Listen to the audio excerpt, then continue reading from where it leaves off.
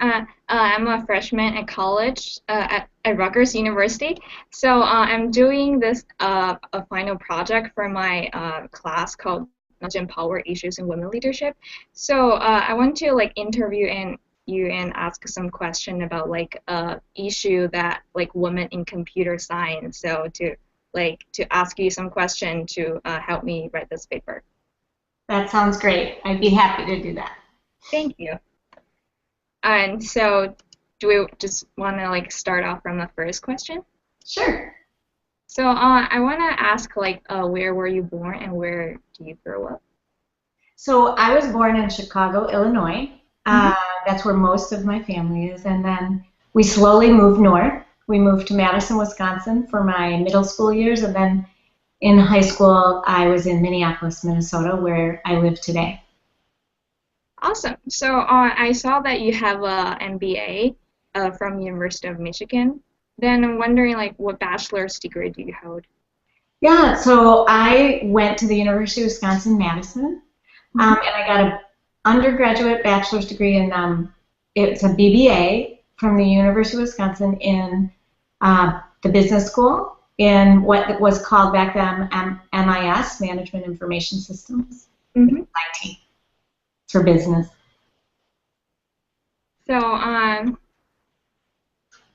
just from like the technology aspect. Uh-huh. So like, how did you start like a business that you want like combine business with technology?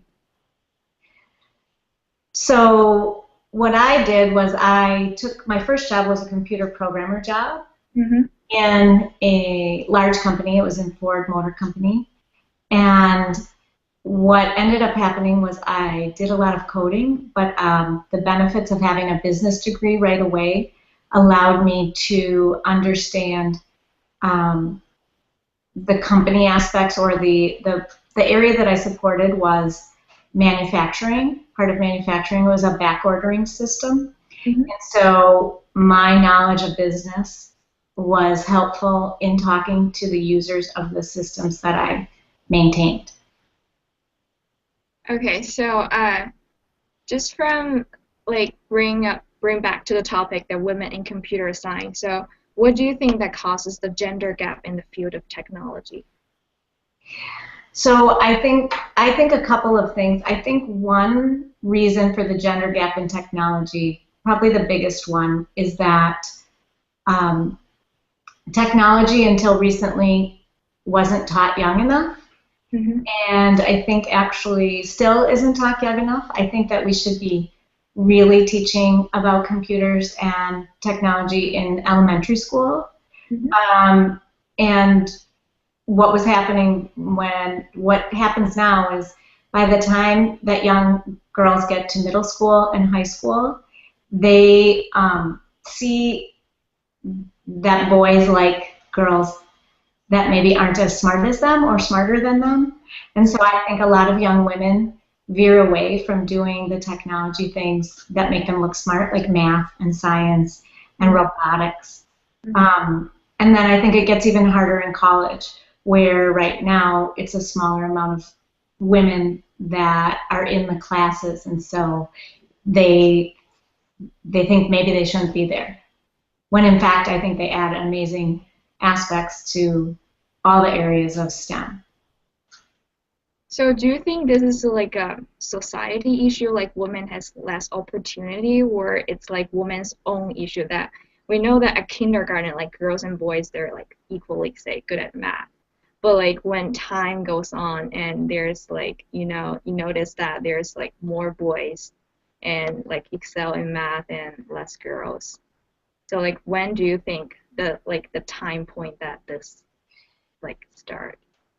So I think it starts pretty young because I think there's in some in some areas of the country, in some educational systems, the even the teachers or the other professionals or the parents assume that boys are going to be good at those things and girls are not. Sort of this stereotype culture, Mm-hmm. stereotype gender, and but I think that actually, from an ability standpoint, that they really started off very similar and could continue to excel definitely at the same pace.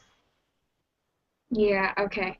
So, are there any like particular woman issue that affect your life directly? Well, so of course, I mean, from the time I was young till now in my current position, one of the things that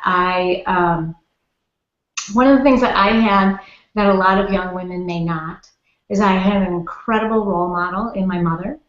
Mhm. Um, she decided to go back to school when she was 45 years old, and then ended up having a very full career going further than she ever thought she would in the field of education.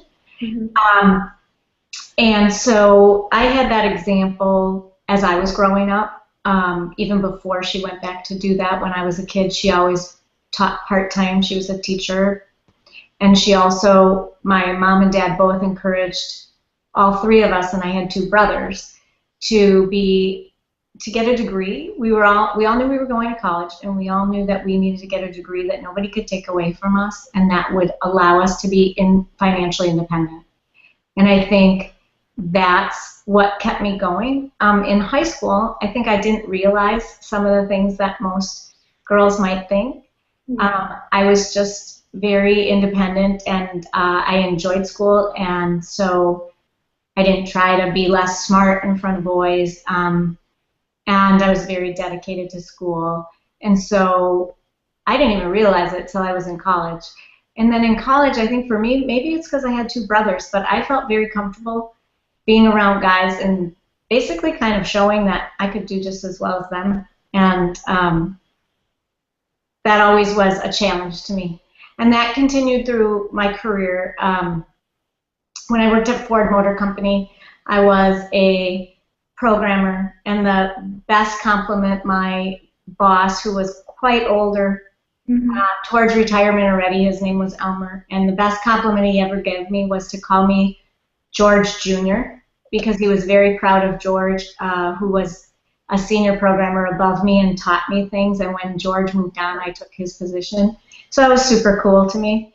And when I was at KPMG as a IT consultant, Mhm. it was very male dominated. But I think being short and a little bit feisty, it's important to me to push people back, like stand up for yourself. And I think that's really important. And so I think that I always looked at that as a challenge and an accomplishment each time I did something with that. And in my current job right now as CEO of College Recruiter, doing that with my husband Stephen and partner, this industry, which is the HR technologies industry, is incredibly male dominated. I just got back from a job board conference in Las Vegas, and I would say it's about maybe 20% women. Um, so again, a good challenge.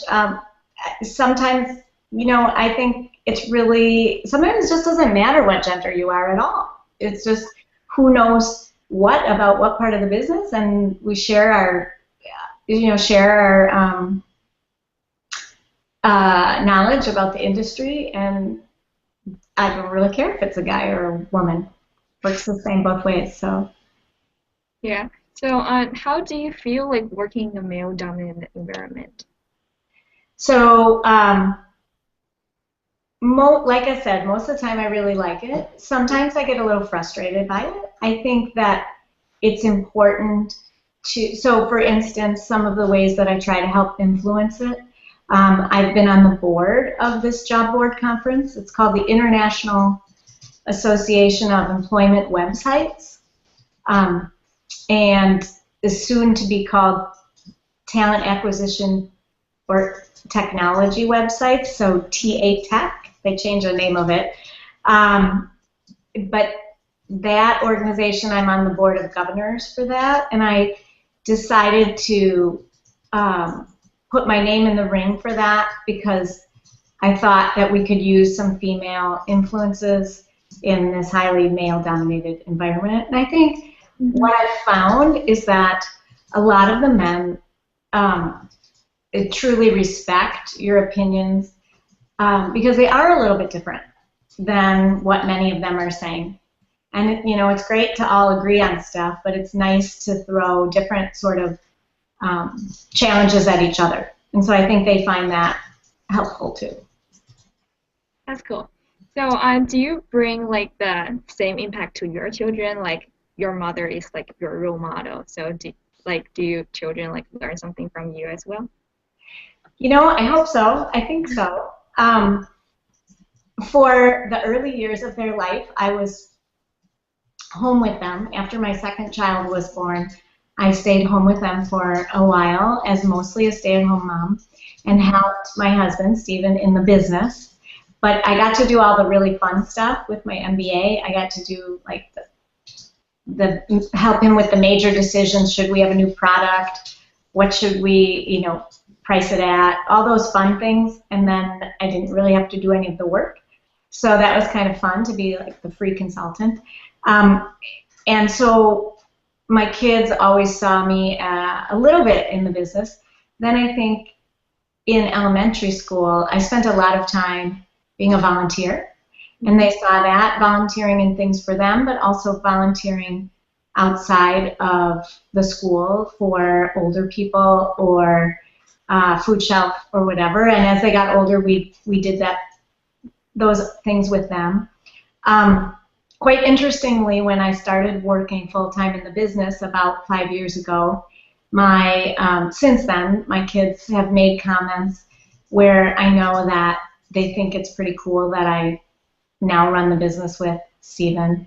And my daughter said she was very excited that I work outside the home, that when she talks to her friends in high school, it's fun to be able to say what I do. And they all definitely take education and work very seriously. Mm-hmm. My daughter also said today when I told her what I was doing with you that she thought that was so cool. So thanks for calling and asking me to participate. I think it's so cool too. Cool. So, do you think that you would have your own business without your husband's foundation at the first place? That's a super good question. Um, I actually think probably not. Okay. Although we never know, right? Because I've known my husband for 23 years. Mm-hmm. Um, when I met him, I had worked in a number of large companies. I was a little nervous that he was starting his own business because my father had always been independently employed. He was a manufacturer's rep for women's clothing, and my parents used to. I think that's partly why they pushed for us to get a degree that was something that we could be financially independent at, Mm-hmm. whether it be law or doctor or computers or business, something like that, because there are a lot of ups and downs, good years and bad years. And so in the beginning, it actually really kind of scared me. But I also knew that he was a really hard worker and he also had a law degree. And so if he chose to go back into law, he could do that. I think for me, I wouldn't have stayed in large businesses. After gaining that experience, I think I would have done something in a smaller environment. Whether I would have been able to truly be entrepreneurial and create something from nothing, I'm not really sure. Having lived with him and been part of the business for so long, I definitely feel that I learned how to be an entrepreneur Mm-hmm. and that I've pretty much grabbed full hold of it now, and with the ups and with the downs and with the stress of what it means to be a business owner. So I think now I would go off and do something else by myself too, because now I know what it's like. Yeah. So, do you think like is it any difference working with your husband and other employees as you as an employee too? Yeah, so it's really interesting because a lot of married couples cannot work together. That's for sure. They would say we wouldn't be married anymore. I think for Stephen and myself, our business backgrounds, our educational backgrounds are Mhm. so perfect for the kind of business we have. So me having an IT background and our business, which has always been an advertising business, Mhm. um, moved online to that first job board that we created. And the IT portion, was something he wasn't as comfortable with. And I certainly had that background. So in the early days, we outsourced it a lot. Mhm. And then when we decided that I should step in full time, I took on that role, first managing IT. I think that part of the reason that we also do really well together is because we've always said that we would try to have separate responsibilities and hope that our responsibilities didn't cross over too much. Mhm. Um, and also, I told him he couldn't be my boss from the start, or I wouldn't be able to handle it. So, and he said that was fine, that he didn't want to be my boss, that we could be partners. And I think that goes a really long way. And we often joke now because I'm the CEO and he's the president and founder that I'm actually his boss. But um, with my where we are now, I manage all the people because I really love managing people, and he really prefers to do other things. And so he's really good at business development and working with other partnerships and looking at new business opportunities for us. He's really good at finance. That's what his undergrad was in. So those are the areas that he really focuses on, and I focus on managing the salespeople and the marketing people, the sales process, and that kind of stuff. So you do more business than technology. So now I do more business than technology, absolutely. In the beginning, I did almost all technology. Mhm. In my other jobs, it was almost all technology, but it's always been a cross with business. And I think, that's different with the different majors. Had I been a really solid computer science major or engineering major, my path might have been different. I always like to combine it because of the people aspects. Where I think I'm really strong is how do you use technology to help get things done in the business world or in the nonprofit world for that matter. How do you get things to happen using technology? Um, yeah. Cool. So, at the beginning, like when you arrive at the CEO position, like were there any like obstacles that you had? So I think took a little bit of time for Stephen and I to figure out, these areas of accountability and responsibility. For the most part, it went smoothly, but there were bumps, and we had conversations both as husband and wife, and both as partner, CEO, and president and founder. Um, I One of the things that we did over the last couple of years was decide to really ramp up and start to grow again after the recession. Mm-hmm. The recession really kind of kept many businesses, including ours, pretty flat. And so we wanted to start hiring people again.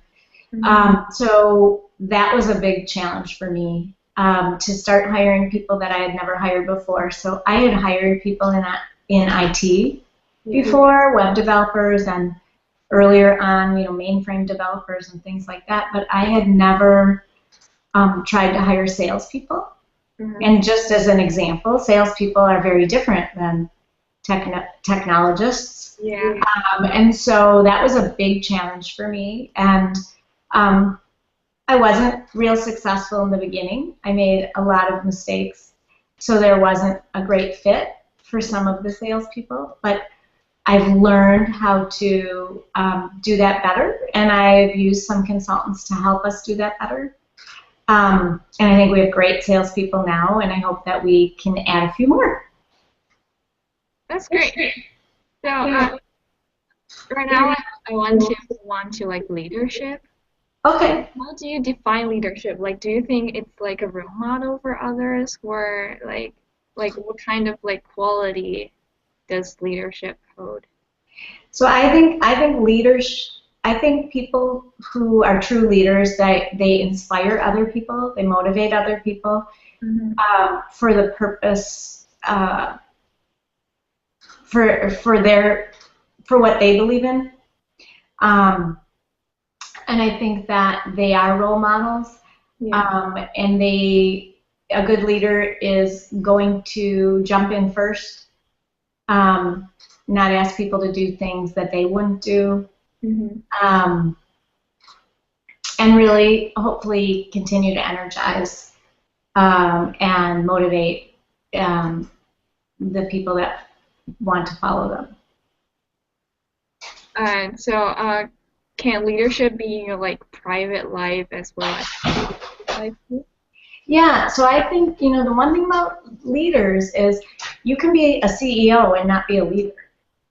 Um, because being a CEO, that's your job, and that gives you, I guess you would say, power over people. I don't like that word because I don't think of myself as very much wanting power.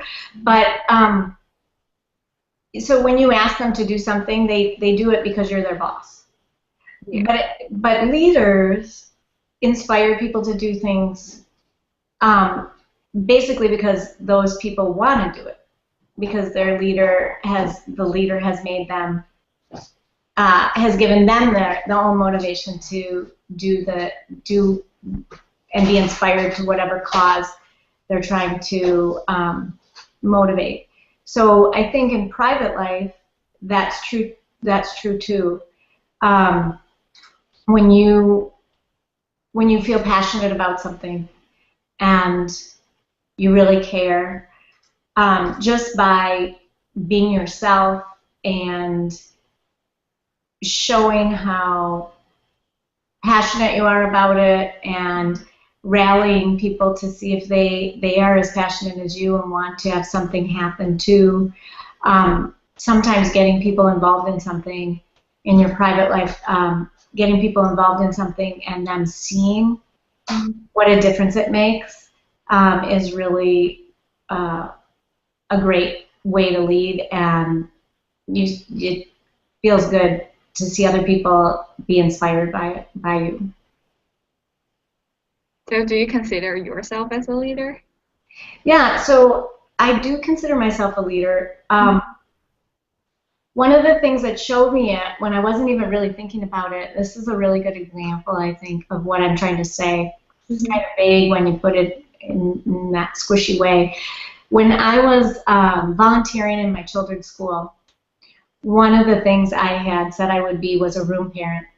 Mm-hmm. One of the things as a room parent that I did not um, love was doing the parties.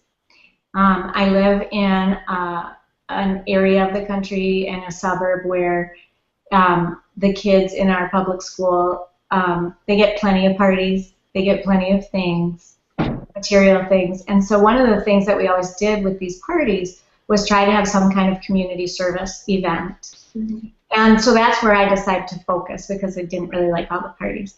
And so I found this organization called Kids Against Hunger that I saw in another setting where they were packing specific kind of food to be shipped overseas to areas of the world where people were hungry and starving. And all you needed to do was boil water, and it was made very scientifically and nutritionally. It was an organization where they allowed people to pack the food together, and they had different stations. And so I thought this would be really fun for our students, our kids to do in elementary school. When I brought it to the school, the teachers liked it so much, they asked me if half the school could do it the first year. Yeah. And I said, sure, why not? Let's do it. I didn't know. And the Kids Against Hunger group that I was working with, they said, we've never really done kids that young. But what the heck, let's try it. And so we did it. And then people got so much from it, they came to me and said, could we do it next year for the whole school? Mm-hmm. And so I was like, sure. And just got other people to get excited about it, and then they ended up doing it. And before I knew it, we had it in like 5 of our schools in Edina. Um, People were starting to take it on in the individual schools themselves. Where so I felt like I left it behind, and it kept going, and that was really really cool. And I think my kids were the first ones to say to me, "Do you know how much you did?" And I had not really thought about it, because when you're passionate about something, you just start doing it, and you get other people to do it with you. It's just so, I guess, energizing. You just keep going. But it was really cool to hear my kids say that, and that meant a lot to me. And that's why I think that's when I realized that I guess for sure I am a leader. Hmm. So you're saying that like anyone can be a leader without like. Absolutely. In any part of their life, they can be a leader. Mhm. All it takes is their own energy and passion and communicating that to other people. Yeah, I agree with that. And how do you like balance multiple obligations, like as a mother, a wife, a leader, and a CEO? It's a difficult thing. Yeah. Um, and the more responsibility you get, the more there is to juggle. What I have learned as I've gotten older and had different experiences is that we can tell ourselves that we think we can manage it all. I think many women do that without really thinking about it. It's just kind of in our nature to try and manage a lot of things. And I think the reality is that nobody can manage it all the time. And Mhm. so we need to be good to ourselves and say, okay, now this is too many obligations. So how do I take some of them away, Mhm. so that I don't burden myself so much that I really am letting people down, or I really am hurting my health. And so just like Stephen and I have done in our business, we've done that in our personal life as well, to really balance out our share of the work at home, because of also the balance of our share of the work at work. Mhm. And so when he's really busy more at work, I will do stuff at home, and when I'm more busy at work, then he will do some of the stuff at home. And that's really helped a lot. So there's no like specific thing that women have to do and like No, like people are considered like women should do all the housework. no, I think that's actually absolutely wrong. I think that culture though is has been perpetuated at times, not only by men but by women themselves too. We Yeah. feel this need to be that way. Some of it is the need to nurture. I think that there's that inside all of us, but that sometimes women tend to have more of that need. Mhm. Um, I think something in society has made us feel guilty if we don't do those stereotypical women things. Um, but I think it's really important, and I think one of the messages I've always tried to tell my girlfriends along the way, and myself, even though, like I said, I haven't always been good at doing it, is Mhm. that one of the cool things for women nowadays is that we have more choices. Yeah. Now, when you have more choices, that makes choosing difficult. Making decisions about how to do things when you have a lot of choice it's hard.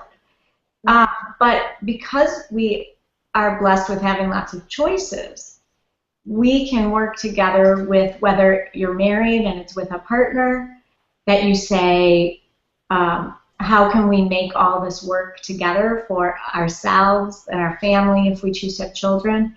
Mhm. It's really important to have those dialogues and to really talk about it, because and even for yourself, what you choose to do and what you choose not to do. Um, Nobody loves doing laundry. I really don't believe, but we all want clean clothes. So, I mean, stuff like that is really important to share and decide, and Mhm. not to automatically just say, because I'm a woman, I should do it. So, and how do you think about your identity as a woman? So, do you think? like, is there any like a little bit difference as being a woman? Then a man, absolutely. Yeah. Um, Mhm. I think that how would I describe that? Well, I do think that men and women are different, Yeah. and I think that there's tons of science on that as well. Our brains work differently. Our genetics are different, right, and all that stuff. So um, I definitely feel different because of it. Um, I believe that I have different insight as a woman than I might as a man. I think that one thing that maybe more women have than men is I think they call it EQ, your Yeah. emotional IQ, your ability to sense um, what's going on with different people. Yeah. Um, and I think that definitely is part of my female identity. Um, I I love being a woman, and I don't think that we should all pretend to be the same because we're not. Um, I don't know. Does that answer your question? Yeah. Uh-huh. So, you said that women have like more choice right now, and I can see that like people are trying to get more women into the male-dominated field. But do you think like in like right now, like if a man and a woman like they at like the same skill level, but like would the company hire the woman instead of the man? So it actually, I think, depends on the major. So when you're talking about, if we're talking about computer science and technology, STEM Mhm. professions, I think it really depends on the company. Many companies, from my professional point of view, in our business, Yeah. we work with a lot of Fortune 1000 corporations and federal government agencies that hire a lot of young people out of college. They have official college recruiting programs and internship programs, co-ops, and business leadership development programs. Mhm. And for many of them, they are looking for diversity in who they hire. And so I actually think that in the STEM professions right now, if people are willing to look to different organizations, that many of them would want to hire a woman who is good in engineering. Yeah. Um, I haven't looked recently at the at salaries, but I believe that incoming salaries are similar for those entry level positions, Mhm. um, whether you're a man or a woman. But I do think there's still a lot out in the world of gender disparity in income disparity, where men are paid more for the same type of job that a woman is working in than the woman is paid.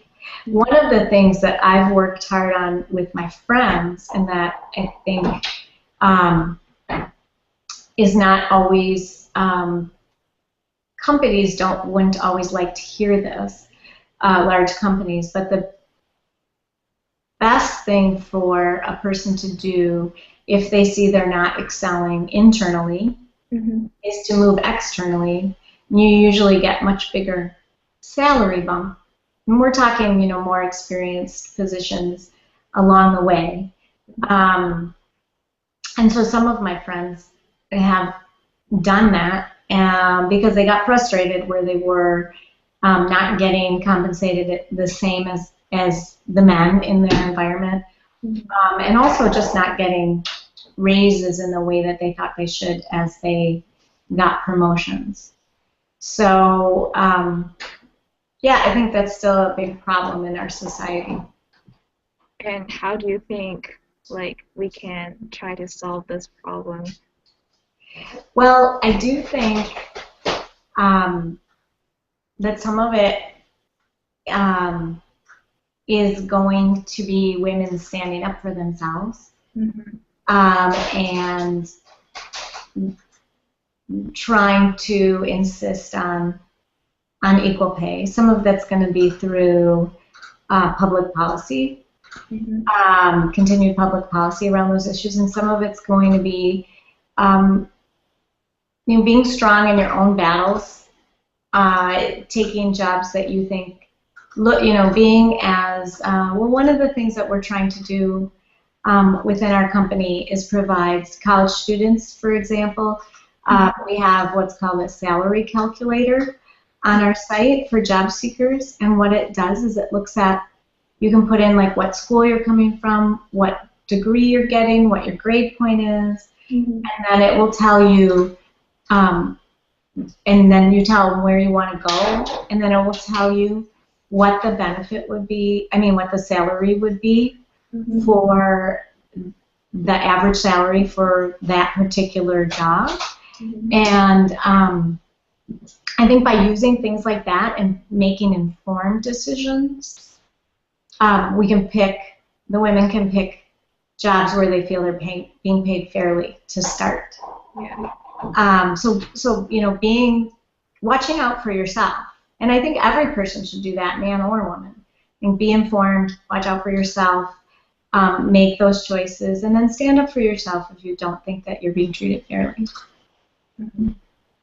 So I recently looked at the article and it's titled 20 high salary jobs for women, like 20 top high salary jobs for women. And like for most of them, it's either like assistant or vice president. There's like no one job who is like, this woman is actually in charge of this thing. So what do you think of that? Wow, that's really surprising to me. Yeah, and where was that published? Like what company? I don't really know. I saw that on Facebook. Oh yeah, that's very annoying. Yeah, there wasn't like a single computer science job related either. Really? Yeah, it's more like science, like physician assistant, something like that. Oh, yeah, I do think that there's a lot more women now in the sciences, like as in physicians, doctors. Yeah. If you look at doctors now, there's much less of a gender gap between how many female doctors there are and how many male doctors there are. Whereas I don't think IT has gotten there yet. I think that there's still I think that basically there's still such a gap in most of the business world with people running things, women running things versus men running things, partly because it's a system and a culture that was built by men. And over time, we need to help change that culture, because what's happened for many women who are in some of those positions, they've had to fit into that culture and that work world when it isn't necessarily what they want, but that is what they need to do to be in the position of leadership. Yeah. That really surprises me, that there's not one on there. Yeah. Because if you look at the highest paid women, you're going to find those still pretty rare women, but women who are, who have been CEO of HP and the COO of Facebook, right? And those sorts of jobs, you're going to see those women listed as the highest paid people, and they're definitely running things, in really large companies. So that's pretty amazing to me. I think we should look at who published that. Okay, so like from your career, like what you have achieved, what were some of your proudest moments and why? Some of my proudest moments and why. Well, let's see, if I look at recently, I was very proud of our accomplishment in building a brand new website from the ground up. That was definitely something that I had never done before. Yeah. I did not do the coding work on it, but we had a team, and it was really exciting to use new technology and build it on a framework that we could continue to enhance and everything. That was super exciting.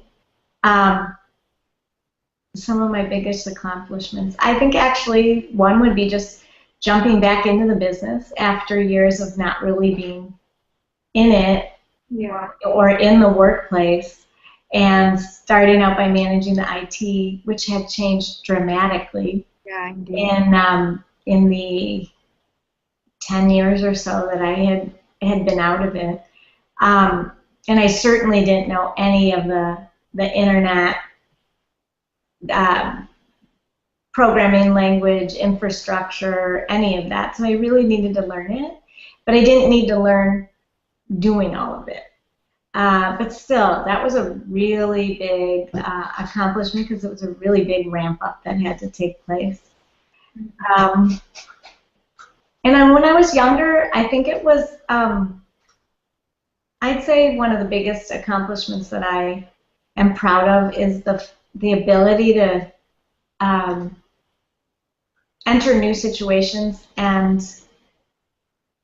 not be afraid and to be willing to change and learn and to be successful at it. So when I was in consulting, I Mm-hmm. got thrown into a lot of really tough situations. And I would say after 3 years of consulting, I probably got 6 years of work experience out of it. I wouldn't want to go through it again, but it was, I think it was an accomplishment to be able to say, wow, I can keep facing all these changes and just keep moving forward. So, Yeah. All right, I think that's all I have to ask. okay. Yeah, thank you so much for answering these questions. Oh, you're so welcome. I hope it helps with your paper, and I can't wait to read it. Yeah, I will send it to you when I'm done. Okay, that sounds great. Thanks so much. Yeah, thank you.